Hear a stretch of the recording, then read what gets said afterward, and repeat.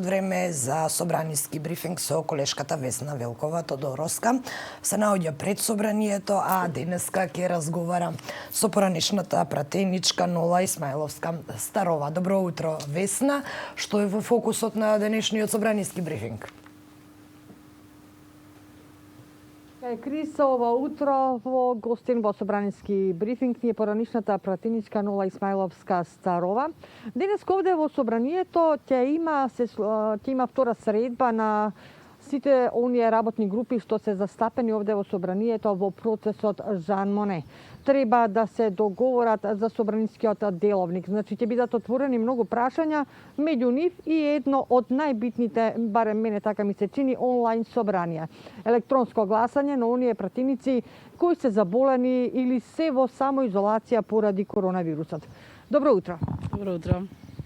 Денес овде во собранието работните групи ќе се сретнат по втор пат, нели во самиот процес Жан Моне, и ќе разговараат за собранискиот деловник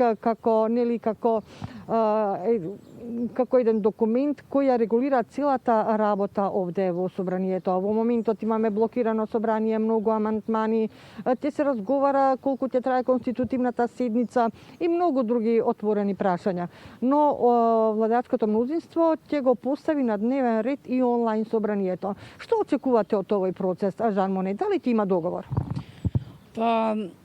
Мислам дека процесот претходно беше дојден скоро во завршена фаза минатиот мандат. Додека вие бевте пратени. Додека ние се уште бевме актуелни пратеници и дека некако се искористи како изговор да се направи во овој мандат за повторно да се соочиме од сите страни со некакви одложувања и кочења. Мислам дека е највисокиот акт за функционирањето на собранието, но немам преголеми очекувања од ова што го гледам во овие 5-6 месеци од како е конституиран новиот состав. Владеачкото мнозинство на масата го стави онлайн собранието, бидејќи јавноста и сите ние нели веќе знаеме дека тоа е блокирано од многу амандмани, а опозицијата не доаѓа на собраниски седници кога наред ќе бидат ставени законите за гласање. Мислам дека е време да почнеме да се прилагодуваме на новонастанатите услови. Пандемијата трае веќе 1 година и не може да заборавиме дека Шпанија на онлайн седница изгласа нашата ратификација за да станеме земја членка на НАТО, така да мислам дека треба да се најде некој меѓу решение за собранието да биде пофункционално и со тоа и промените кои што ги носи самото собрание, сепак е највисокото тело во оваа држава, да може позитивни промени да се случат и за граѓаните, затоа што кога беше веќе прогласена пандемијата, ние дури имавме иницијатива да се вратиме во собрание за да биде пофункционална самата држава. Сега кога имаме собрание некако како се да е помалку функционално, а на вистина сметам дека не треба да биде така. Како во светот сите да одат пред нас, а кај нас се добива впечаток дека тешко ги прифаќаме трендовите. Еве, речиси во целото наше соседство функционира електронското гласање, односно електронското функционирање на нивните парламенти. Зошто е тоа кај нас така? Видете, мислам дека на опозицијата и одговара некако нефункционалноста, иако не можам целосно тоа да го разберам, затоа што мислам дека многу поголем ефект кај потенцијалните гласачи би имале со давање нови предлог закони, нови идеи, нови решенија и слично отколку да докажуваат дека власта не може сама, но секако дека и власта го добила легитимитетот од гласачите за да најде начин да ги надмине тешките ситуации како оваа. Така да сепак сметам дека одговорноста е поделена и ја има на двете страни. Исмаиловска Старова. Во секој случај овде станува збор за тенко собраниско мнозинство. Во моментот се тројца пратеници болни од коронавирус, а опозицијата не влегува, односно нивниот став е да не се прави кворум во собранието. Како гледате на целата оваа ситуација? Што се крие за тоа блокирање? Еве, некои експерти веќе се произнесува дека целта на опозицијата е да се изнудат предвремени парламентарни избори.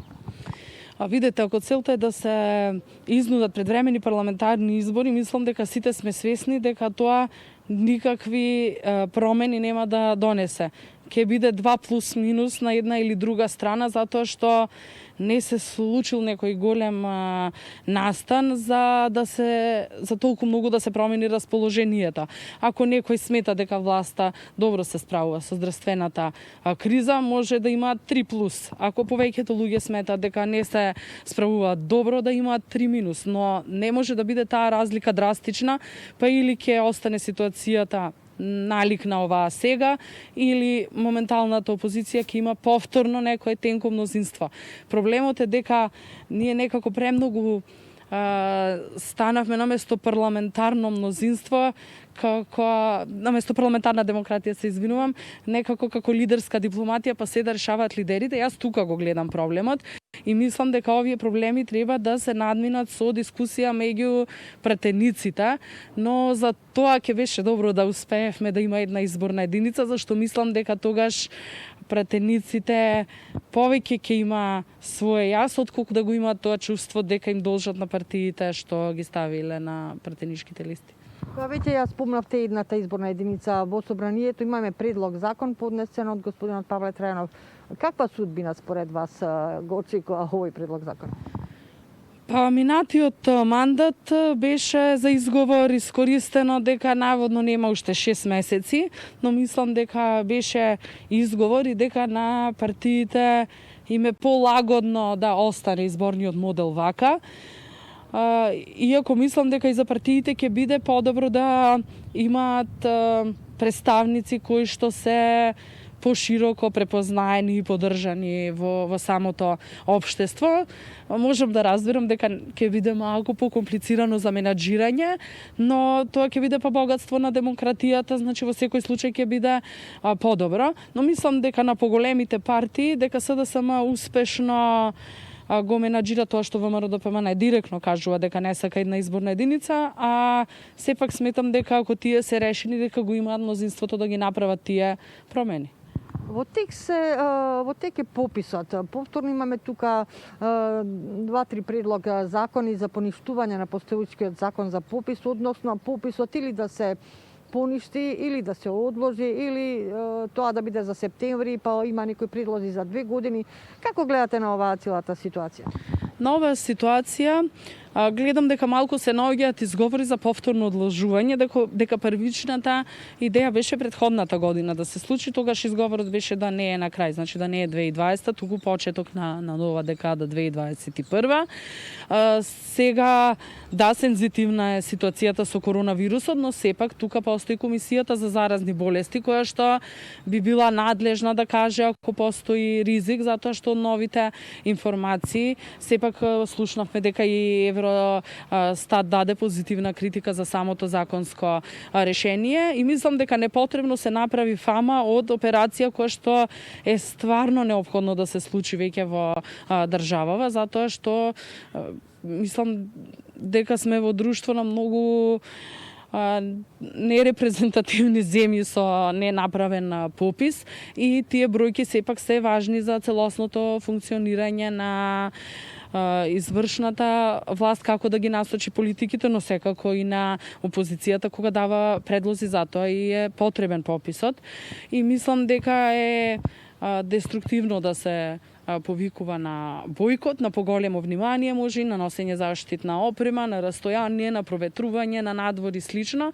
Тоа се препораки кои што сметам дека се позитивни, но бојкотирање само ќе донесе нереални бројки кои што се неопходни, затоа што еве и да има предвремени избори, на тие предвремени избори да победи ВМРО-ДПМН и тие ќе работат со тие бројки кои што сега ќе ги добиеме. Оваа година треба да ни се случат и локални избори. Власт и опозицијата никако не можат да се договорат околу оној фингерпринт.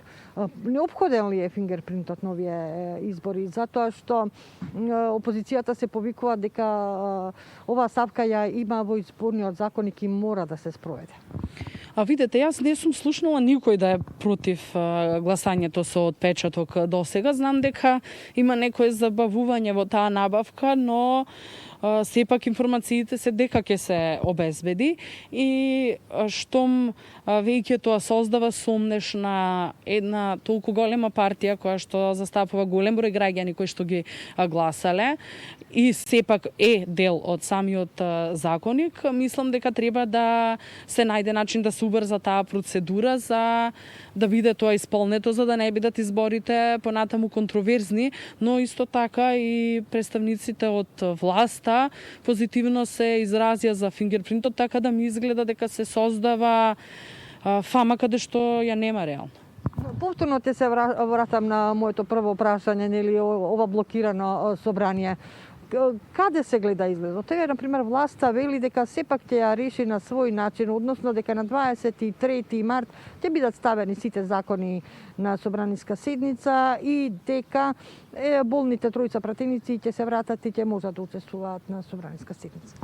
Видете, сепак одговорноста е и на власта, затоа што тие треба да најдат начин да ги изменаџираат и со постоечките закони некои работи, а може би таму, например, каде што има проблем, мислам дека би било значајно повеќе да се сензибилизира јавноста за да може да суди, затоа што сепак сите пратеници се бирани од граѓаните на нашата држава и ако граѓаните адресираат дека нешто не е во ред што се случува, дали е блокада или е туркање нешто на сила, затоа што и на двете работи сме биле секогаш во секоја власт сведоци и мислам дека јас тука го гледам решението, но секако повторно ќе кажам дека за тоа сепак треба и пратениците да ги слушаат оние кои што ги избрале, дека сепак тие се избрани и поради нивниот личен авторитет и нивната лична политичка тежина во локалните средини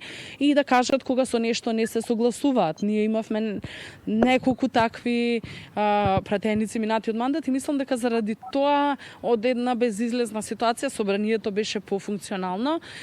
Имаше и поискусни пратеници, но и по препознатливи можеби во јавноста кои што ако кажа дека имаат различен став едноставно и другите се охрабруваа или знаат дека ќе ја завршат работата онака како што мислат, така да сите представници без разлика дали се од власта или од опозицијата, мислам дека треба таа индивидуалност малку повеќе за собранието да биде пофункционално. Ви благодарам многу за разговорот. Студио, ова беше разговорот со поранишната пратеничка Нола Исмаиловска-Старова.